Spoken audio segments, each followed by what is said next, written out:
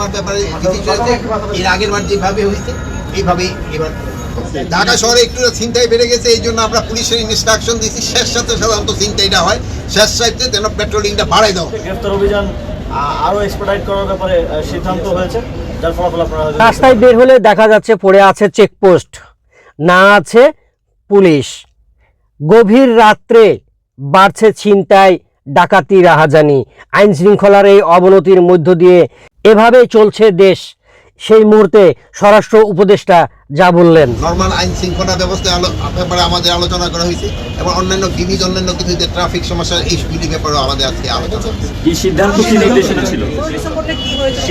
সিদ্ধান্ত হলো আইন শৃঙ্খলা পরিস্থিতি যে অবস্থা আছে এটা থেকে আরো উন্নতি করতে হবে এবং যে কোনো পরিস্থিতিতে আইন শৃঙ্খলা আরো উন্নতি করতে হবে এবং এই যে 16ই ডিসেম্বর সবাই যেন ভালোভাবে উদযাপন করতে পারে এই ব্যবস্থা আমাদের করতে হবে। এদের জন্য আইন শৃঙ্খলা পরিস্থিতি এবং আইন শৃঙ্খলা রক্ষায় যারা দায়িত্ব তারা এই দায়িত্বটা ভালোভাবে যেন পালন করে।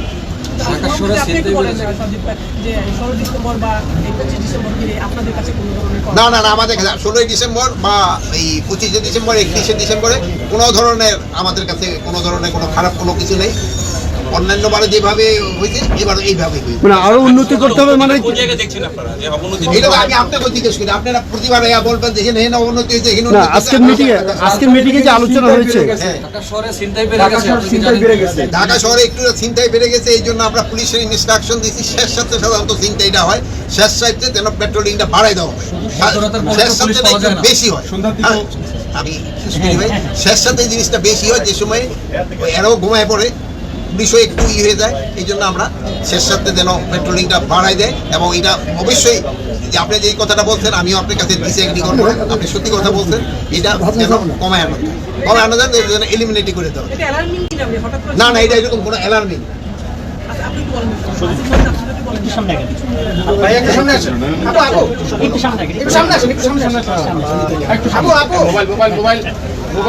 আইনশৃঙ্খলা কমিটিতে সার্বিক আইনশৃঙ্খলা পরিস্থিতি উন্নয়ন এবং সামনে আমাদের যে ইভেন্ট আছে এই ইভেন্টগুলোকে কীভাবে সুষ্ঠুভাবে এবং শৃঙ্খল পরিস্থিতির মধ্যে শৃঙ্খলা বজায় রেখে শেষ করা যায় সেই বিষয়ে আলোচনা হয়েছে এবং খুব ভালো আলোচনা হয়েছে। আশা করি সামনের ইভেন্টগুলো খুব শান্তিপূর্ণভাবেই পালন করা যাবে এবং এর বাইরেও কিছু বিষয় নিয়ে, যেমন গ্রেফতার অভিযান বৃদ্ধি করার ব্যাপারে আমরা কিছু অ্যাক্টিভিটি গত কিছুদিন লক্ষ্য করেছি, তার ভিত্তিতে গ্রেফতার অভিযান আরও এক্সপেডিট করার ব্যাপারে সিদ্ধান্ত হয়েছে, যার ফলাফল আপনারা হয়তো দেখতে পাবেন।